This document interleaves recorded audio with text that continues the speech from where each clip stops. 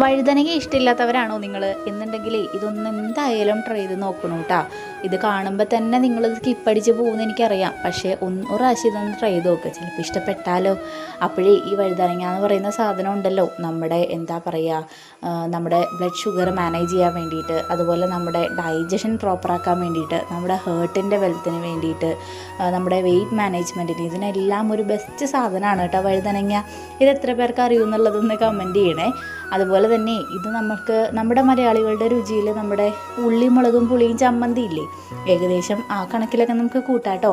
ആ ചമ്മന്തിക്ക് ഇഷ്ടമുള്ളവരാണെങ്കിൽ ഈ ഒരു ടേസ്റ്റ് ഒന്ന് ട്രൈ ചെയ്ത് നോക്കിക്കോളൂ, ബെറ്റർ ഓപ്ഷനാണ് കേട്ടോ. അപ്പോൾ ആദ്യം തന്നെ വഴുതനങ്ങ കുറച്ച് ഉപ്പും മഞ്ഞളും വെളിച്ചെണ്ണയും കറിവേപ്പിലയും ഇട്ട് നന്നായിട്ട് എണ്ണയിലൊന്ന് ഫ്രൈ ചെയ്ത് മാറ്റി വെക്കാം കേട്ടോ. എന്നിട്ട് നമുക്ക് ബേസ് സെറ്റാക്കാൻ വേണ്ടിയിട്ട് ഒരു പാനിലേക്ക് എണ്ണ ഒഴിച്ചിട്ട് നമ്മുടെ ഇഞ്ചി, വെളുത്തുള്ളി, പച്ചമുളക് ഇത്രയും സാധനങ്ങളിട്ട് ഒന്ന് വാട്ടിയെടുത്തതിന് ശേഷം നല്ല തിക്കായിട്ട് അരിഞ്ഞ സവാള ഇട്ട് കൊടുക്കുക കേട്ടോ, സവാളയുടെ ഒരു കടി കിട്ടാൻ വേണ്ടിയിട്ട്. എന്നിട്ട് അതിലേക്ക് ആവശ്യത്തിന് മഞ്ഞൾപ്പൊടി, കളറിന് ആവശ്യമായിട്ടുള്ള കശ്മീരി മുളക് പൊടിയും ചില്ലി ഫ്ലേക്സും ഇട്ടൊന്ന് നന്നായിട്ട് മൂപ്പിച്ചതിന് ശേഷം നമ്മുടെ മെയിൻ സാധനമായ പുളിവെള്ളം നമ്മൾ ചേർത്ത് കൊടുക്കുന്നുണ്ട് കേട്ടോ.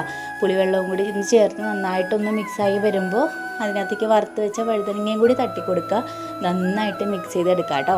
അവസാനം നമ്മളെ ഇതിനകത്ത് കുറച്ച് പൊടിക്കേക്കായിട്ട് ഒരു സ്പൂൺ ശർക്കര പാനി ഒഴിക്കുന്നുണ്ട് കേട്ടോ. ചീകിയതാണെങ്കിലും ഇടാം, അത് ഇതിൻ്റെ ഒരു ടേസ്റ്റ് ബാലൻസിനാണ്. ശരിക്കും പറഞ്ഞാൽ ഈ കറിയുടെ രുചി എന്ന് പറയുന്നത് അതിനകത്ത് ആ എരിവും മധുരവും പുളിയും ചേർന്നിട്ടുള്ള രുചിയാണ് കേട്ടോ. അങ്ങനെയുള്ള ചട്നികൾ ഇഷ്ടപ്പെടുന്നവർക്ക് എന്തായാലും ഇത് ഇഷ്ടപ്പെടും. മസ്റ്റായിട്ടൊന്ന് ട്രൈ ചെയ്ത് നോക്കണേ ഒരു വട്ടം.